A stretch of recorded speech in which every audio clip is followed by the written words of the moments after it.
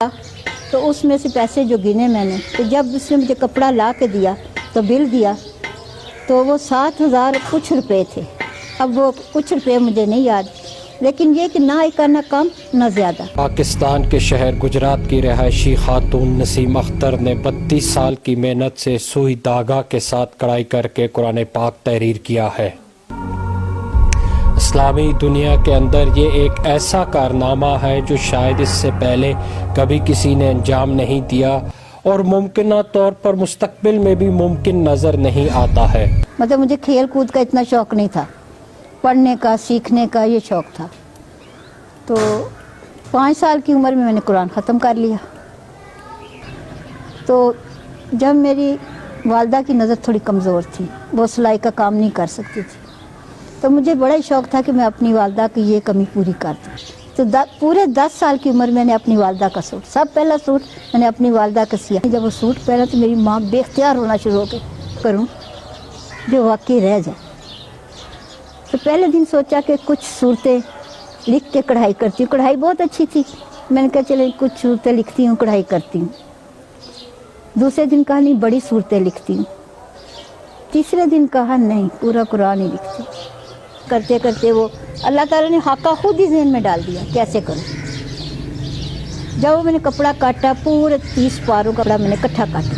تو وقت میرے پاس ہوتا تھا ظہر سے عصر تک، پھر رات کے وقت 1 بجے کے بعد جتنا لکھ سکوں، کبھی 4.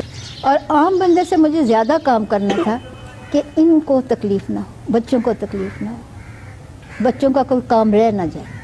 ان کے سارے کام نپٹانے کے بعد میں اس کو شروع کرتی.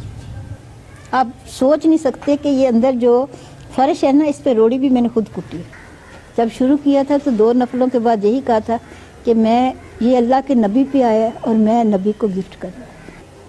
یہ بات آج بھی میری سمجھ سے باہر ہے، یہ کیسے دنیا کے سامنے آ گئی. گئی ہوں لے کے قرآن، تو انہوں نے کہا ایک کیوں جی دلائے، پورا کیوں نہیں لائے. انہوں نے بڑے اہتمام سے رکھا ہے. جو ان کی گیلری ہے، آرٹ قرآن گیلری ہے، اس کے درمیان والے کمرے میں بڑے خوبصورت شوکیس میں اور بڑے آنر کے ساتھ رکھے. اور اب 24 گھنٹے وہاں سب کو بتایا. پاکستان کی نسیم اختر جن کا تعلق گجرات سے 32 سال میں یہ قرآن بنایا. ان کی باتوں میں یہ تھا کہ انہوں نے کہا کہ یہ آپ پہلی خاتون ہیں جو یہاں اپنے ہاتھوں سے رکھ رہی ہیں. یہ کا سب سے خوبصورت دن جب وہاں انہوں نے شوکیس کھول کے میرے کہا رکھنے کے لیے، تو کھول کے جب قرآن رکھا تو میں نے مسجد نبوی کے سامنے، روزہ سامنے نظر آتا ہے، وہاں سے روزے کی طرف دیکھا اور قرآن کو دیکھا تو مجھے ایسے لگا جیسے آج میں زندگی کا وہ دن پا رہی ہوں، شاید پھر یا کبھی آئے ہی نہ یا آیا ہی نہیں. صاحب نے سوال کیا کہ آپ کو کیسا محسوس ہو رہا ہے؟ ان کا شاید جنت میں بھی اتنا مزہ نہ ہو بیٹا بھی نہ. وہ دن کا